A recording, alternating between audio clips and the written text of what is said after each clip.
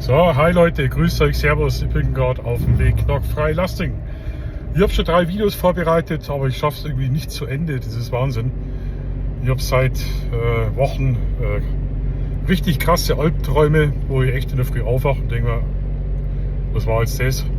Also anscheinend die ganze Trennung, das verarbeite ich jetzt erst so richtig und wenn ich dann in der Früh aufstehe, manchmal wache ich in der Nacht auf, um Mitternacht, manchmal um 5, manchmal um 6. Da bin ich so fertig, dass ich mir den ganzen Tag irgendwie nicht rühren kann. Also nicht wundern, das letzte Video, das Reaction-Video, das hat mir richtig viel Spaß gemacht. Hat auch einiges an Aufrufe gekriegt, jetzt muss ich auch noch schalten.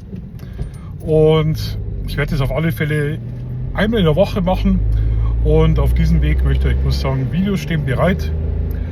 Aber momentan irgendwie, naja, fühlt sich an, als ob ich dauermüde bin. Also, bis dann. Ciao, ciao.